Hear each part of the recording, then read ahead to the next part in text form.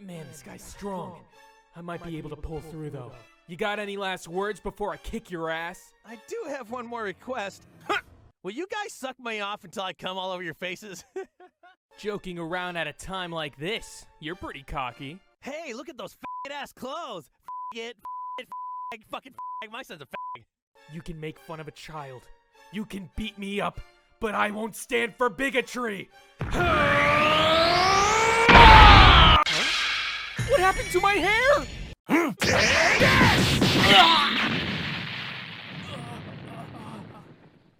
There is no overstating Dragon Ball's impact on pop culture as a whole. There are countless references in other shows, every store having some spiky hair buff dude in the toy aisle, Twitter replies saying, Yamcha solos the verse. They put Goku in Fortnite. But as I finished the final chapter, I had this weird feeling. Dragon Ball's kind of mid. Let me explain. Other than the first two arcs, Dragon Ball Z isn't anything special. Tons of ass pulls, concepts being dropped, and a lack of world building has me in no rush to go back and reread the series. But for some reason, I can't stop thinking about Dragon Ball Z. I have 44 hours in Kakarot, not because I want to relive these story moments, but because flying around and battling as Goku is badass. I have 4 figures, 1 on pre-order, and so many more on my wish list because these character designs are so good. Even my baby boy Sonic, who I've grown up with, is just a Dragon Ball clone. Before reading the manga, I thought everybody was just blinded by nostalgia, but I'm reading this 40 plus years later with knowledge of pretty much every character in the series, and I'm still finding myself watching the top 10 strongest Dragon Ball character videos. There is something about Dragon Ball Z that grabs people, so join me as I try to figure out what that is, starting with the first part of the series.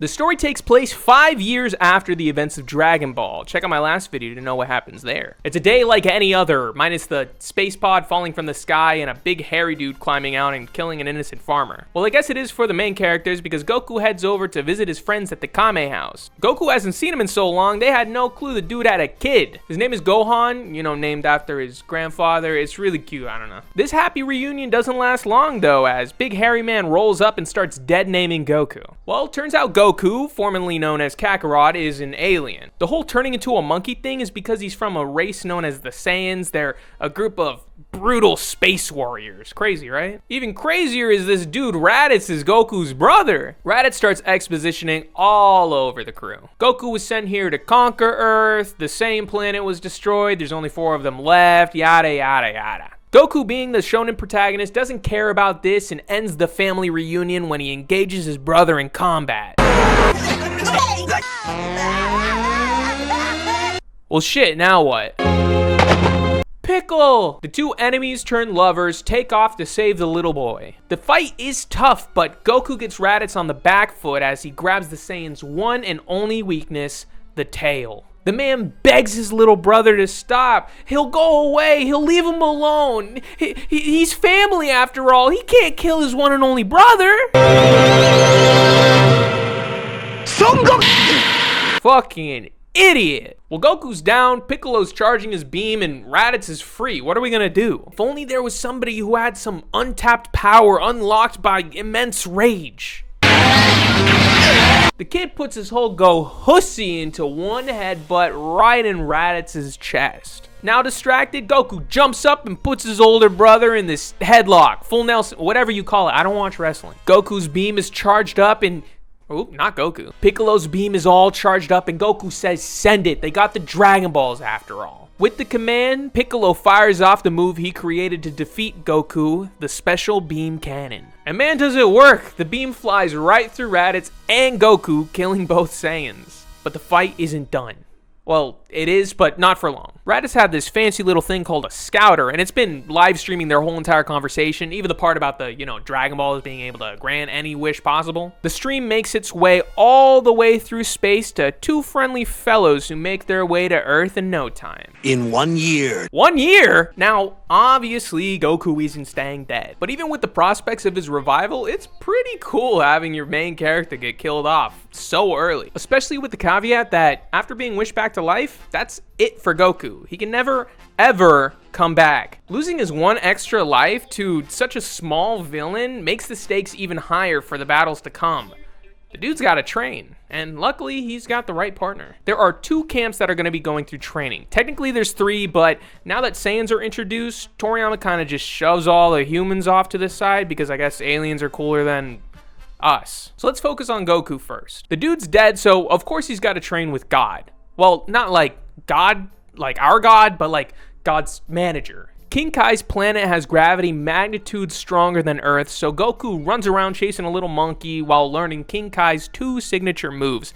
We'll talk about them later. Back on Earth, Gohan wakes up. The kid is alone and his dad is dead. Luckily, he's got a perfect stepdad, Piccolo. He throws the Saiyan half-breed into the woods to figure it out, and as days turn into months, he figures it out. Gohan's basic training is over, and he now begins training with the Demon King himself. They get to it while Goku makes his way down the 1 million kilometer snake way back to Death's receptionist so he can make his way back to Earth. Training's going good for the fighters, and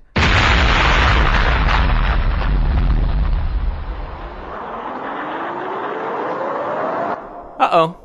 Everyone is here. We got Gohan and Piccolo, of course. But then there's Krillin, Tien, Chaozu, even Yamcha, who all trained up at Korin Tower to protect their planet. It won't be easy going up against 2 Saiyans, though. First, we got the beefcake Nappa, and his superior, the most iconic anti-hero in all of anime, Vegeta. Now, these 2 didn't come here to avenge their fallen comrade. They couldn't care less about Raditz. They came here for some magical balls to get that sweet, sweet immortality. Hey, would you look at that? There's a Namekian on this planet. There's totally Dragon Balls here. So not only is Goku an alien, but so is Piccolo. Who would have guessed? Okay, enough. It's fighting time. This ain't a fair fight, so Nappa spawned some green goblin little guys. Luckily, the Z Fighters have been training. They're ready to protect their planet. There's no way they can lose to some lowlife. Yamcha, no! Fuck, man. Krillin, you couldn't have blasted the Cyberman before Yamcha died? Alright, so Nappa steps up to fight, ignoring Piccolo because Vegeta says if the Namekian dies, so will the Dragon Balls. Eeny, meeny, miny. Oh shit. Remember me! Chaozu! Okay, things are looking bad. We got 4 out of 6 fighters, 3 out of 6 fighters, and not a Goku in sight. Vegeta surmises that this Goku fellow is the Kakarot who was sent to Earth to conquer it. The dude did a bad job, so Vegeta wants to give him a stern talking to. He gives the Earthlings a 3-hour break. The 3 survivors come up with an epic plan to sneak up on Nappa, grab his tail, and the other 2 can gang up on him. Okay, I guess Elite Saiyans train their tails to negate the weakness. Epic. Luckily, Goku is back to the land of the living and books it to the battlefield. Vegeta's scouter picks up Goku's immense power level and just tells Nappa to nuke them all. Fuck it, kill him. But what about the Dragon Ball? Vegeta knows that on Namek, they got their own balls. They're good. But then why did they come to Earth first? If they knew Namek had their own balls, they should have went there. Nappa executes the command to execute the Earthlings. But before he can get an attack out, Gohan swoops in and kicks the big lug into a mountain. This only makes him angrier, though. Nappa sends out his signature move, Bomber DX. Gohan's short, meaningless life flashes before his eyes. But the blast never hits him. A figure steps in to shield the boy. Not the onlooker Krillin, or even Gohan's own father, Goku. But the dad that stepped up, Piccolo. Swallowing his pride, Piccolo sacrifices his life to protect Gohan. Before finally passing, Piccolo admits that he enjoyed training the boy, and his pure heart made him soft. Wow, what a great scene. It is only fitting that the pure-hearted son of Goku Piccolo's one true rival, is ultimately what causes the Demon King's demise. It is a great moment and honestly one of the best in the entire series. Gohan has some anger issues and this is amplified once Piccolo's dead. He sends a barrage of attacks to Nappa, but it is all meaningless as the Saiyan waltzes up to Gohan to stomp his little life into nothingness. Well, would you look who decided to show up? Goku spreads his beans amongst the remaining survivors and locks on to Nappa. Goku is pissed as he starts charging his energy. Nappa asks Vegeta, what does the scouter say about his power level? Vegeta then exclaims the most memed phrase in the entire series. It's over 8,000! Wait, what? Listen, I was just as surprised when reading and I got to this moment. The original gospel says 8,000, but I guess for some reason the dubbers decided that's not big enough and we gotta raise the number.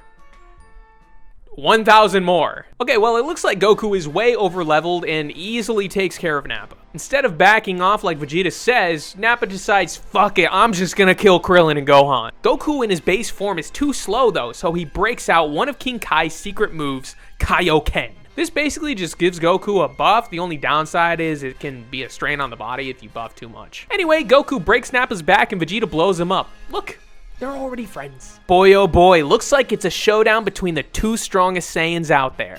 Well, I mean, there's only 3 left, and Gohan's mixed, so I mean, regardless, they're really strong. The two are nearly equal as they fly around beating on each other. Vegeta, being the cocky bastard he is, tells Goku to gas it up and he activates his Kaioken. It is nothing to Vegeta, who also powers up. Then Goku uses Kaioken times 2 to power up again.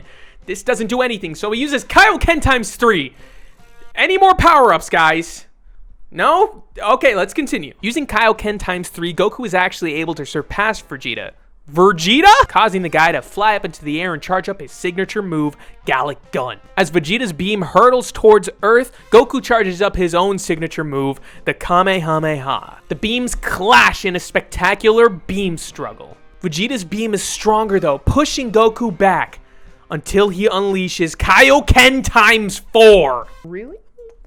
Vegeta is blasted away by Goku's thick beam, but this amount of energy leaves Goku exhausted. Well, lucky for him, the villain is defeated and doesn't have a move that simulates the properties of a moon, allowing him to transform into a great ape while also being able to fully control this gigantic form. Goku, after temporarily blinding the monkey, charges up King Kai's second signature move, the Spirit Bomb. Ugh, is what I would say if Vegeta didn't blast him out of the air and begin breaking all of Goku's bones. So Krillin and Gohan roll up since they bailed for a little bit and begin Operation Detail the Monkey. This plan doesn't work as Vegeta dodges Krillin's Destructo Disc with ease. But all is not lost as the one and only Yajirobe runs in and cuts off Vegeta's tail with his katana. Now that Vegeta is back to his short self, Goku commands his 5-year-old son to fight the 30-year-old man, one of the many excellent parenting decisions the guy makes. While Gohan holds the fate of the entire Earth on his back, Goku gives Krillin a small spirit bomb he was able to charge up. Hey guys, the toddler's about to get killed? Krillin sends that fastball full force to Vegeta, but just before Yajirobe just had to yell at him, tipping off Vegeta and allowing the Saiyan to dodge the spirit bomb with ease. Dude, really, I was vouching for you hard, and then you go and do this. I mean, that was our one and only spirit bomb. Where is it now?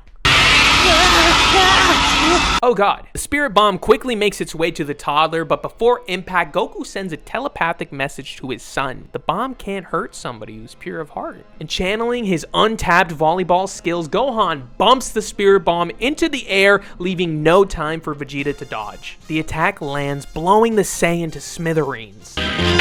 Bruh. Vegeta is still up and running. Epic. What do we do? Well, why not have Gohan's tail grow back all of a sudden and then have him look at the artificial moon, causing him to chimp out? Cool.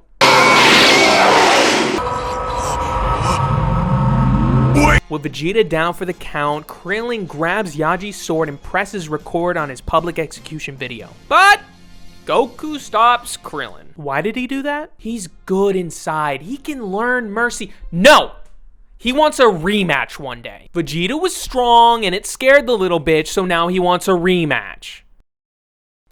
It is easy to dismiss the beginning of Dragon Ball Z, especially comparing it to the flashy shows of today, but you gotta realize this came out way before any of that. The drama of it all, with everybody's worldview being flipped on its head after learning about the Saiyans. The absolute Chad move on Toriyama, having Goku die after battling the weakest invader, then having to train up before the next batch arrives. It's not without its faults, of course, no story is, other than One Piece. After this arc, there are no more giant monkeys because the Saiyans just remove their tails. Goku is a glutton for fighting, even if it risks the lives of his friends, family, and the planet he is currently on. And the biggest bummer is how quickly Toriyama drops the majority of this iconic supporting cast. But all of that comes in after this amazing intro to the story. With some of the most iconic moments in anime history being sprinkled throughout, this span of the series is a fantastic blueprint to a great shonen. Ending with our heroes on the back foot, it flows seamlessly into the next saga, but that's for the next video.